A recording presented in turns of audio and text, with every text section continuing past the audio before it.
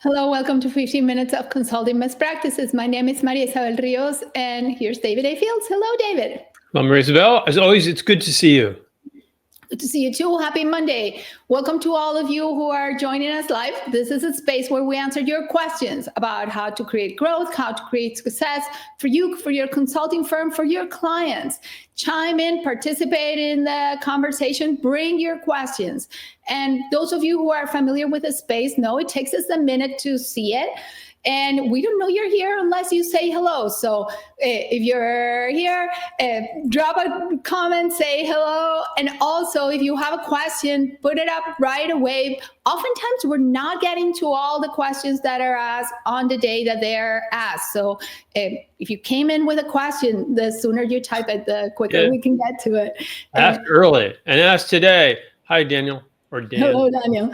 And here's a trick. As soon as Jaron hits live and you see that live button go up in the left corner, your comments start popping up. So that's a good time also to bring in your question. And Heidi, hello. I'm glad to see you're here. Hello, Preston. Hello, Michael. Because the first question we have, it's a question from you that we didn't get to answer last week. So Jaron, can you please put it up?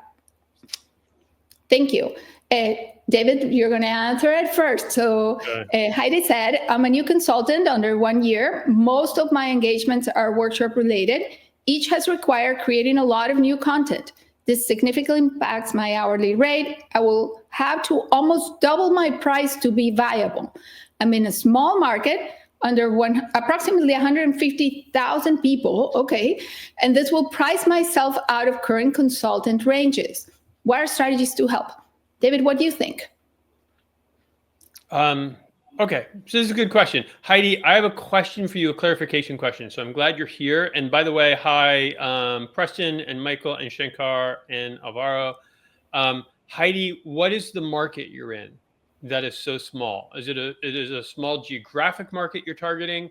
Or because that will help. And while you're answering that, I'll give you my thoughts in general. First, we need to get you out of the world of hourly rates. You should not be charging hourly rates.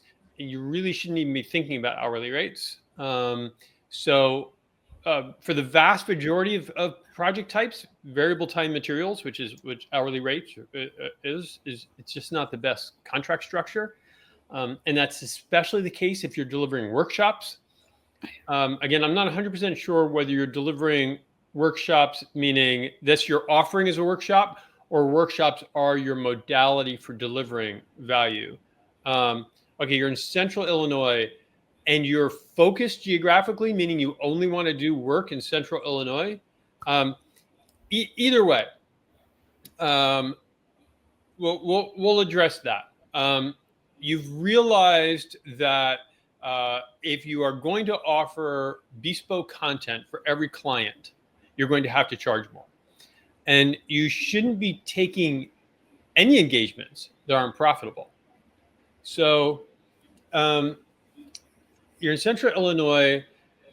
The question is not actually how many people are in your market. It's how many decision makers are in your market, whether you're targeting a small geography or anything.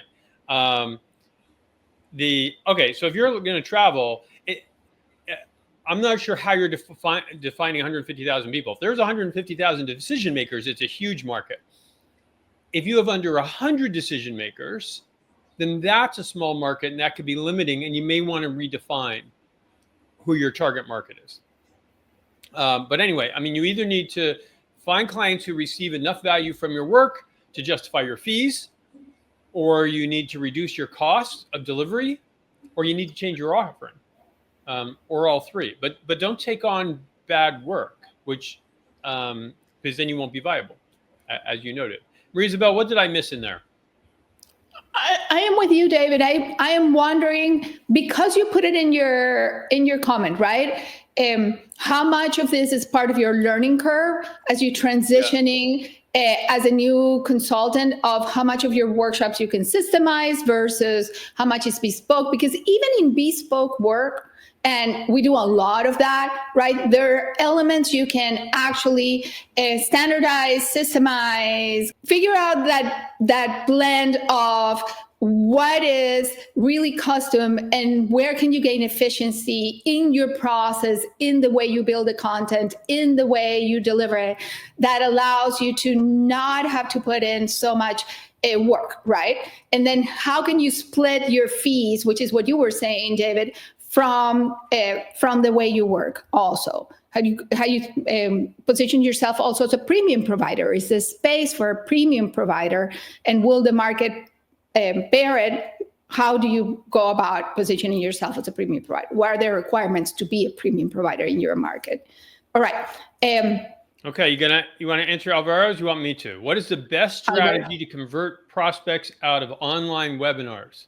Oh, Alvaro's question is very interesting, and it's very apropos, right? Because there's always the opportunity to have more visibility, to create, but now what, right? You're in a webinar, you're full out of folks who are presumably your prospects, which we're going to assume, given that you're doing a webinar, there's some folks in the room that are your potential buyers. Now what, right? So I'm going to give it my first answer, and David, why don't you add to it as well? Okay. So my first answer is you need a very strong call to action, right? There's a temptation to say, oh, if you like what you heard, reach out. That's often not enough, right? You got to make it very specific. What is the next step that you're going to give everybody in the webinar to either connect with you in a way that allows you to go from one-to-many to one-to-one, or to give you another answer, to give you another piece of information so that now you can get into a conversation that is the type of conversation that gets you to understand whether there's an opportunity. And if there's an opportunity, then you eventually convert the prospect into a client. David, what do you think?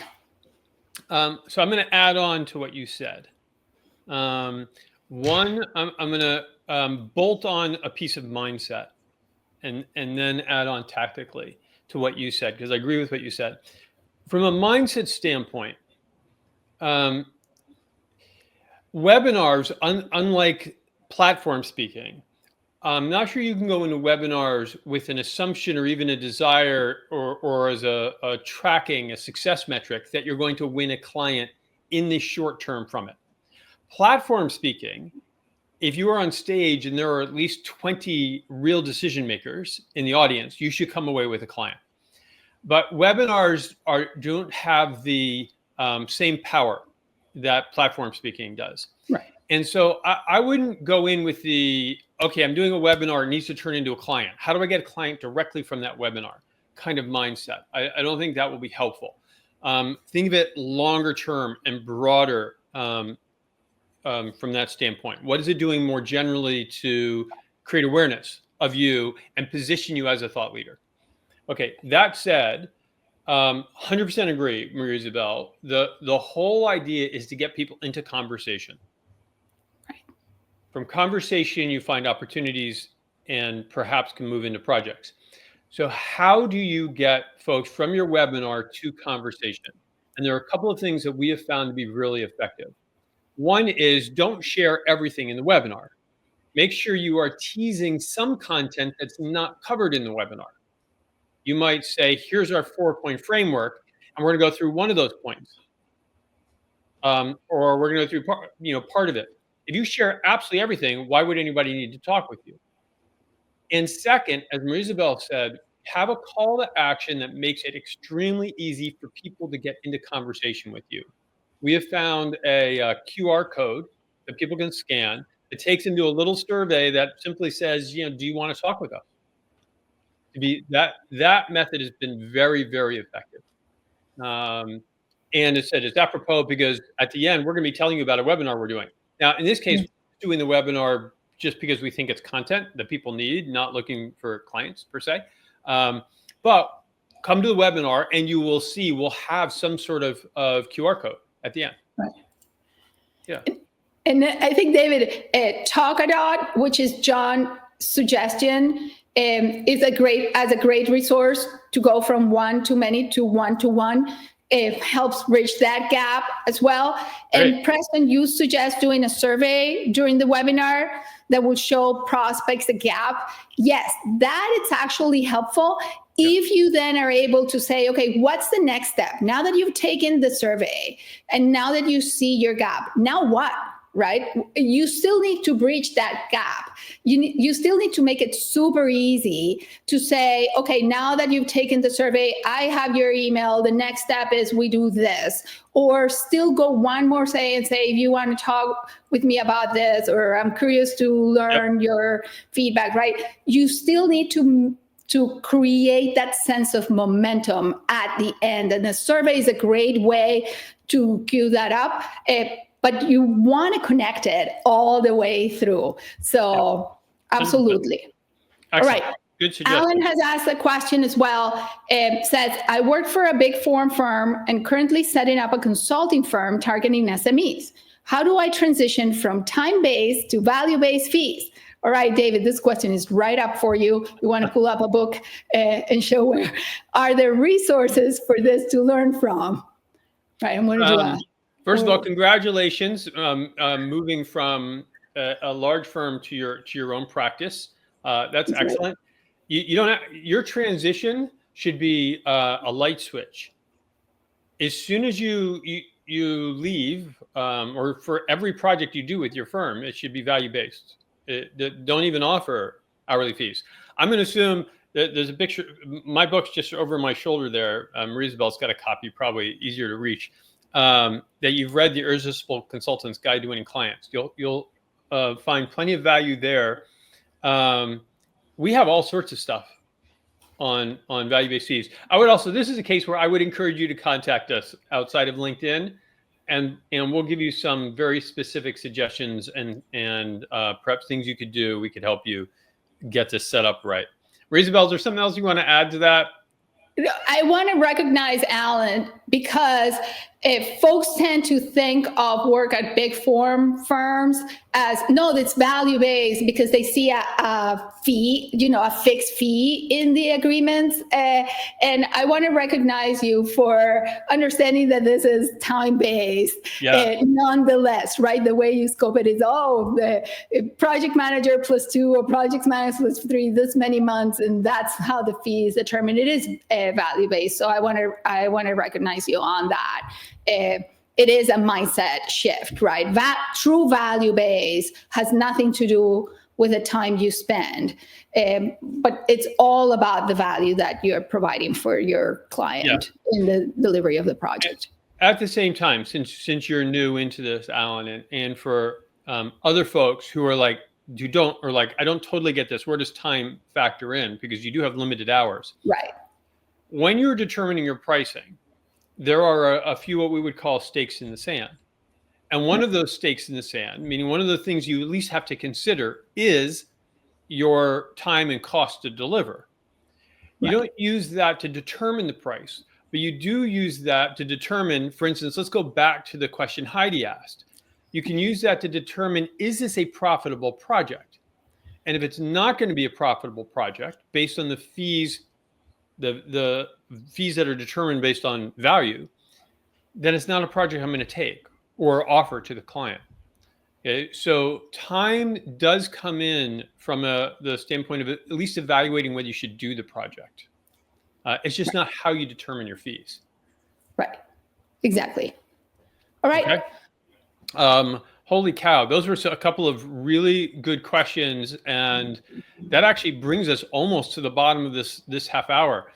So thank you for smart questions. Thank you for joining us for a few minutes on this Monday. Something different to point out. We actually mentioned it. We decided to team up with a cybersecurity expert to give a free webinar. Thank you, Jaron. Right there. In cybersecurity for small consulting firms, because most of us don't give this topic the attention it deserves until some sort of disaster strikes. And so we're going to help you address this appropriately. Thank you, Jaron, for putting that there. This is not one where we're trying to sell something or getting anybody into a program. It is simply something we felt like there's a gap in the market and nobody talking about it. And so join us on September 4th. Okay, it'll be good. It'll be fun. What else? Oh, if we covered something, you're like, oh, wait, I might want to remember that. Just save it. You can save this right on LinkedIn. and that way you've got it. Most of you already know. Thank you, Jaron. There it is. Monday Live, put it on your calendar so you're back here. Most of you are repeat folks. And I think that's it. Thanks for joining us. Have a fabulous couple of weeks. Remember, consulting's about them. It's about your clients. It's about your prospects. So give them value and kindness. And we'll see you in 2 weeks, because next Monday is a holiday in the US. So we'll be celebrating. I hope you will also. And we'll see you in 2 weeks. Thank you all. Take care. Bye. Thank you. Gracias.